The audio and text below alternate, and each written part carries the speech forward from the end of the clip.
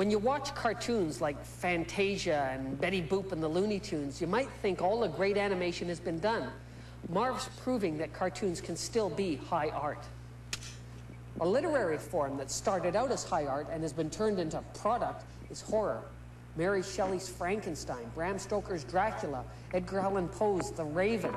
Now it's co-ed chainsaw barbecue on Elm Street Part Infinity. But there are still a few great writers exploring horror. For my money, not that I have any, the most literate and exciting horror writer around is Peter Straub. It's not really fair to call him simply a horror writer any more than Black Hula is simply a cartoon or 8-Ball is just a comic. Peter, it's Commander Rick. I wanted to talk about horror, so let's start with that. Can you define horror? Gee, I wonder if it's possible to do that. It seeks to arouse certain emotions. One of its principal aims is to inspire fear. Sometimes it stoops to disgust, and other times aspires to awe. There's a kind of fear that doesn't feel bad, that carries inside it so much wonder. I suppose this kind of fear must be terror. That one feels a kind of high when you experience it, and good horror, it seems to me, generally incorporates a kind of visionary experience, so that the reader knows that you're in the presence of an imaginative reality, which in some ways goes beyond the boundaries of the ordinarily perceived world. However, it seems to me that if you could call Thomas Harris a horror writer, if you can see The Silence of the Lambs and Red Dragon as horror novels, then that means that horror has changed, and that it allows different kinds of territory, and that's the sort of territory that I'm engaged in, that I'm mapping.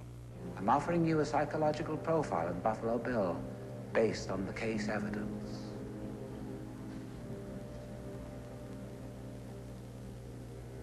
I'll help you catch him, Clarice.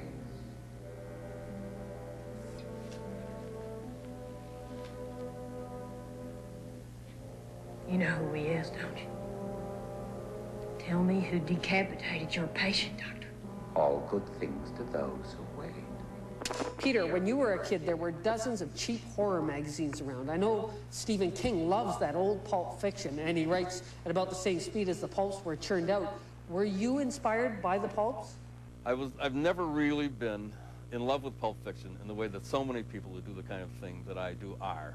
Stephen King loves pulp fiction. He idolizes John D. MacDonald. He idolized James M. Cain, and those are his masters.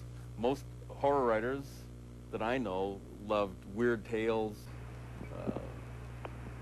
and the pulp magazines. My own real experience of pulps was with science fiction when I was at the optimal science fiction age of about 12.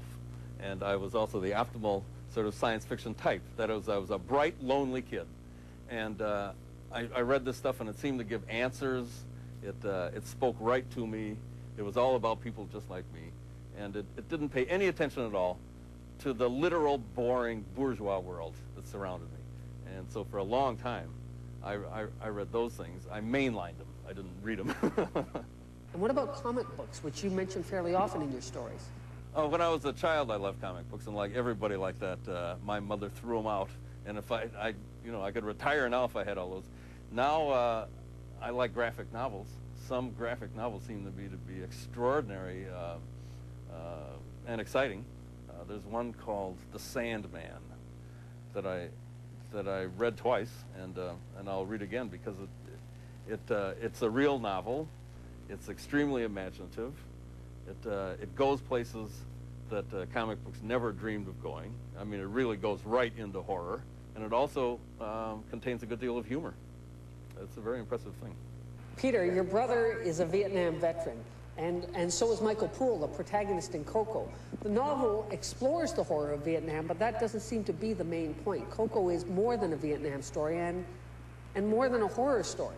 Sometimes when I sign copies of Koko for people, I say, I'm going to tell you the central part of this book, the key to the whole thing, and then I say, the key to this book is on page 451, and it is that moment when Michael Poole is in a cemetery, and he goes to the grave of his son. He's been attending the funeral of a child patient of his. He goes to the grave of his son who died of cancer some years before, and he has a tremendous life-giving experience in which it seems that the world suddenly overflows for him.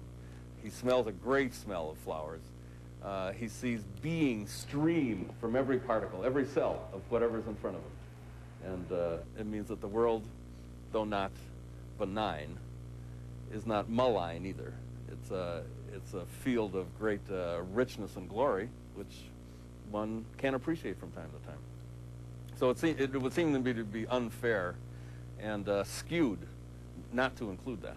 But Peter, Koko is out of date. George Bush said the Gulf War means Americans can put Vietnam behind them. War is okay again. Is that a realistic attitude?